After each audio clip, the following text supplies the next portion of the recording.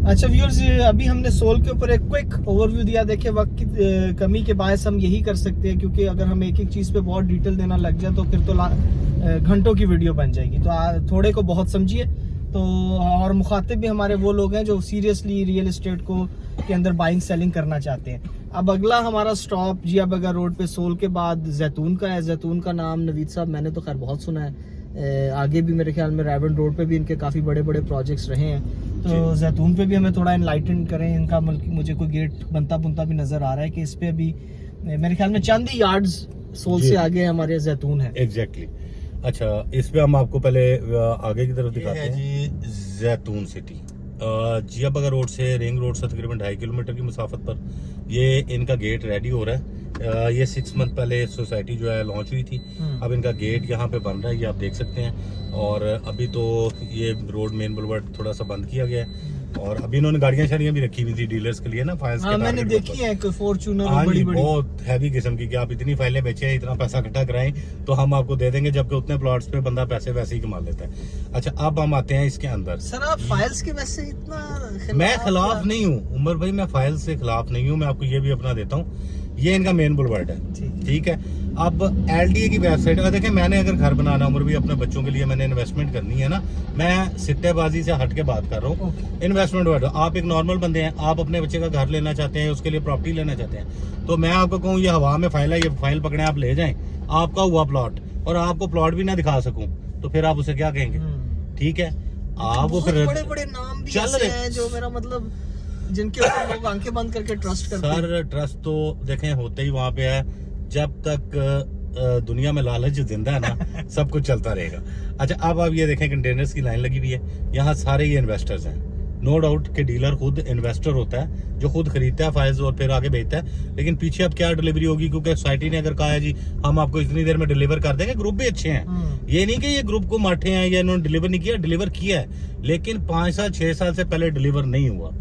यानी कि मैं अपनी लाइफ में अगर 2 सोसाइटीज की कमिटमेंट देखूं तो वो जाके 10 से 15 साल लगे, जो बड़े नाम है।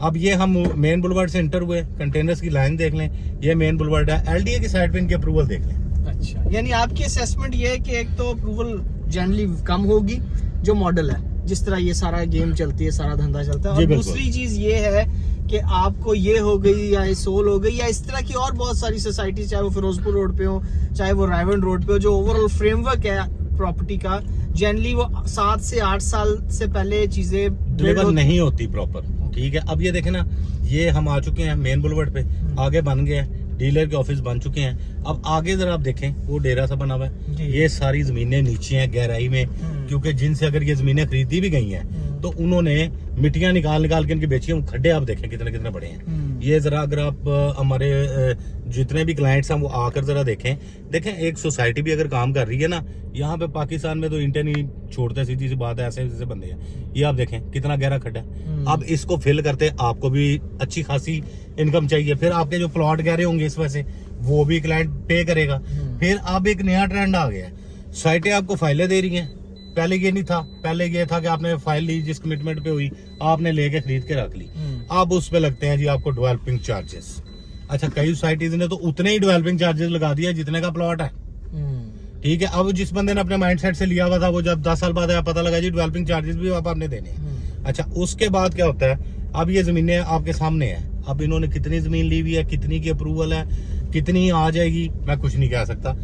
ये सारा एलडीए के वेबसाइट पे तो अवेलेबल है ना? हाँ जी, अवेलेबल है। वो दोस्त यार जो कमाते वक्त तो मेरा मतलब सारी जिंदगी गाल देते हैं, उनको ये कम से कम इतनी तो अवाम को भी थोड़ा एजुकेट करते हैं, उनको कम से कम इतनी तो हया करनी चाहिए। आई एम सॉरी, मैं थोड़ा गैर पार्लिमानी सा लफ्ज बोल रहा हूं, नो प्रॉब्लम, कि वो कम से कम अपनी, मेरा मतलब एक वो हमने आधा किलो खरबूजे लेने होते हैं, एक खरबूजे को सूंघते हैं। हाँ जी। और जब हमने लैंड लेना हो तो हमें इतनी नहीं होती, हम सारी की सारी ट्रस्ट उस माजरत के साथ उस डीलर पे कर लेते हैं कि जिसने खुद अपना माल बेचना है, और समझते हैं कि जो वो हमें बता रहा है वो या तो अल्लाह ताला कोई रहम करे तो हमारा ठीक निकला है, या हम उसके ऊपर सारा ट्रस्ट करके 40, 50, 60 लाख रुपए उसको दे देते हैं। आई थिंक लोगों को भी थोड़ा यहाँ पे ख्याल करना चाहिए, बाद में रोने से पहले बंदा थोड़ा पहले रिसर्च करके रो ले, कि वो जाए वेबसाइट पे एलडीए के जाके देखे कि ये फलां अब तो मेरे ख्याल में बल्कि क्यूआर कोड्स भी दे दिए गवर्नमेंट ने, कि आप जाके उसको स्कैन करके ये देख लें कि इस जमीन, इस इस डेवलपर के पास, ये जो इतना बड़ा डेवलपर है, जो अरबों रुपए का डेवलपर है, एक्चुअली तो वो डेवलपर